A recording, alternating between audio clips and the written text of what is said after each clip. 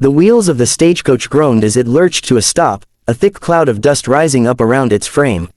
The late afternoon sun beat down on the small frontier town, casting long shadows across the weathered storefronts and the few wagons tied up along the road. From the creaking door of the coach, a young woman stepped down carefully, clutching a worn satchel close to her chest. Her boots were cracked from too many miles, and her simple dress bore signs of long travel, but she held her chin high as if she had every right to be there. Her name was Clara, once a seamstress in a small eastern town, now a traveler who had left everything behind in search of work and a place where she could begin again. The townsfolk didn't miss a thing. A few children peered from behind a horse trough, whispering to each other, while a pair of women outside the mercantile gave her a quick, assessing look. Men leaned on posts or squinted from the porches of saloons, all curious about the stranger. But Clara kept her eyes forward, her gaze sweeping across the buildings, a general store, a sheriff's office, a blacksmith's shop, and further down, the wide, swinging doors of a saloon that looked as though it had seen more fights than repairs. Her steps carried her to the saloon, though her stomach tightened at the thought. She had answered an advertisement pinned in a town 2 days' ride back, promising steady work for someone who could cook and clean. Once, she had made her living sewing dresses, hemming trousers, and patching coats, but after her mother died and the sewing orders dried up, she had turned her hands to cooking. It wasn't fancy, but it was honest. Now, the frontier was her last hope. The saloon's door banged open, and a tall, silver-haired woman with a no-nonsense look stepped onto the porch. Her apron was tied tight over her wide waist, and her sharp eyes narrowed as they landed on Clara. "You the one answered my notice?" she barked. "Yes, ma'am," Clara said, her voice steady though her heart was hammering.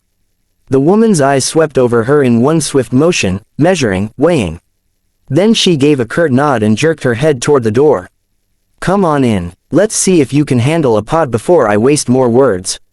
Inside, the air was heavy with the smell of smoke, spilled whiskey, and frying meat. Wooden floors creaked under her steps, and the murmur of low voices filled the room. A few men at the bar lifted their heads, curiosity flickering in their eyes, but Clara ignored them and followed the woman to the back where a stove sat crackling with fire. An apron was shoved into her hands. "Beans and bacon. Fry it up," the woman ordered, arms crossed over her chest.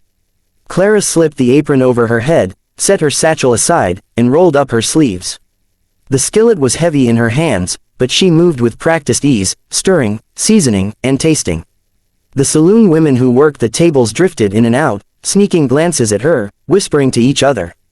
The cook's corner soon filled with the smell of sizzling meat, and Clara's shoulders eased just a little. Work was something she understood. Work gave her purpose. By evening, the saloon filled with cowboys and ranch hands, their boots leaving streaks of dust across the floor. Laughter, shouts, and the clatter of mugs filled the air. Clara kept her head down, carrying bowls of stew to waiting tables, her hands steady even when the men's eyes lingered too long. She had known stares before. She had learned to let them roll off her. But there was one man she couldn't ignore. He sat alone at a corner table, tall and broad-shouldered, his hat pulled low. Dust clung to his boots and spurs, and his shirt bore the wear of a man who had worked hard and long. His face was carved by sun and time, his jaw rough with stubble, his hands scarred from rope and iron.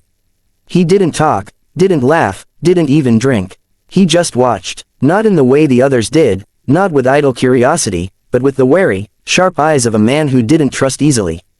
Clara brought him a bowl of stew, placing it before him with quiet care. Their eyes met briefly, hers steady, his cold as flint. She turned to go, but his voice stopped her.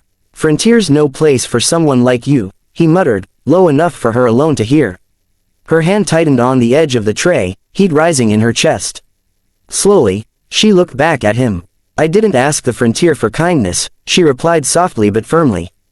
"Just work." His expression didn't change, but his jaw flexed, as though he was chewing on her words. She didn't wait for more. She walked away, heart racing, cheeks flushed with anger she tried not to show. Later that night, when she climbed the narrow stairs of the boarding house where she had rented a room, Clara caught sight of him again. He was standing on the porch next door, arms crossed, leaning against a post as he lit a cigar. Smoke curled in the cool night air as he gave her a glance, one that lingered just long enough to unsettle her. He was her neighbor, she realized with a sinking feeling.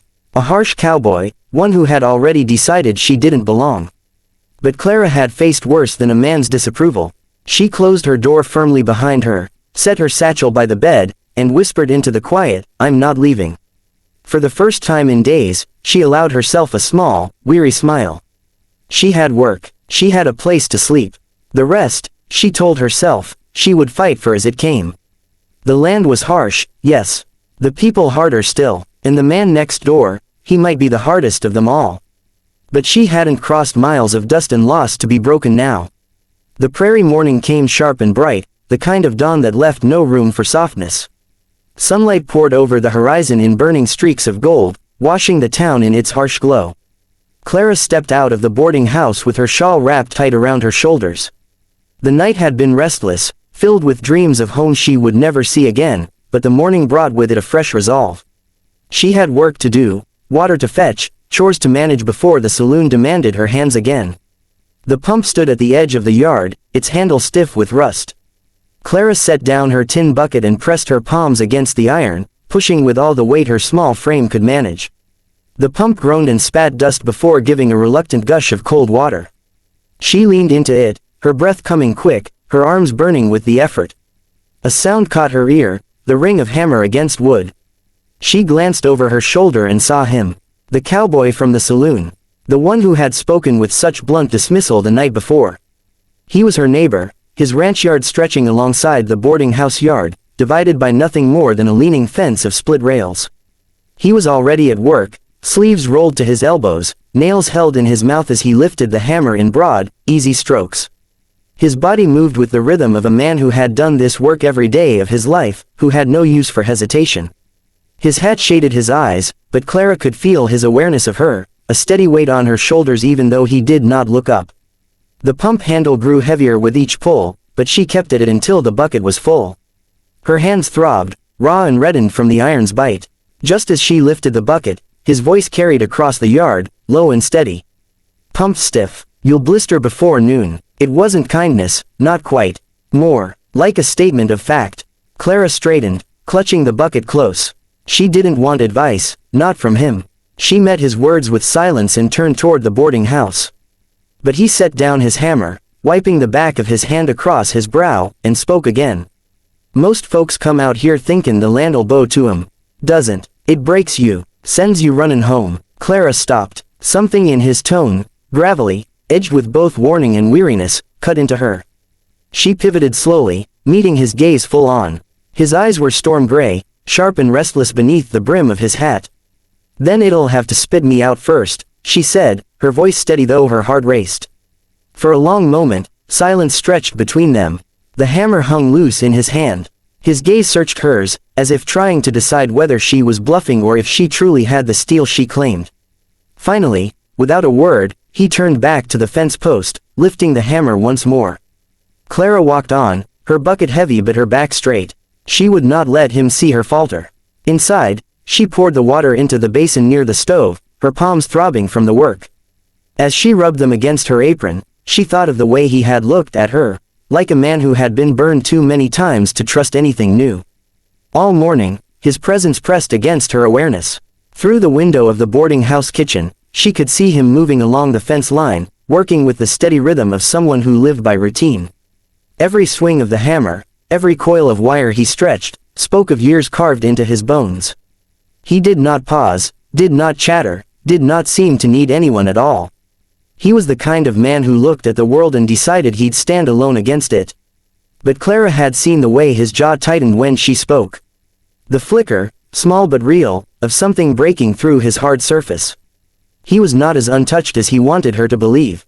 By midday, the saloon called her back. She ladled stew, carried mugs, scrubbed dishes until her arms ached. Yet each time the door creaked open, she found herself half expecting him to walk in, hat low, eyes sharp. He didn't. He stayed on his side of the fence, leaving her to wonder if the words they had exchanged that morning had mattered to him at all. That evening, when the sun dipped low and painted the horizon in fire, Clara walked back to the boarding house with tired steps. Her hands smelled of onions and soap, her back throbbed from bending. She longed for nothing more than to fall onto her narrow bed and sleep. But as she crossed the yard, she saw him again. He stood by the corral, arms folded across his chest, a cigar glowing faintly between his fingers. Smoke curled around his face, catching the dying light. His hat was pushed back just enough that she could see the hard line of his mouth, the way his eyes followed her steps. She lifted her chin, refusing to shrink under his gaze. "Good evening," she said softly, her voice calm though her pulse quickened. He didn't answer at first, just took a slow draw of his cigar, exhaling the smoke into the cooling air. Then, finally, he spoke. "You lasted one day, most give up before sundown." Clara let out a quiet breath, a wry smile tugging at her lips despite her weariness. "Then I suppose I've outdone most already." His eyes narrowed slightly, as though measuring her once more. But he said nothing, only turned back toward his corral, the faintest trace of something unreadable on his face. Clara climbed the steps to her room, her shoulders aching but her spirit steady. The frontier was harsh, the man next door was harsher. But she had faced the day and not broken. And as she closed her door against the night, she whispered to herself again, "I'm not leaving." The land would test her. The cowboy would test her. But Clara knew something now, something she hadn't been sure of before. She was ready to fight for her place, even if the one standing in her way was the man who lived just beyond her fence.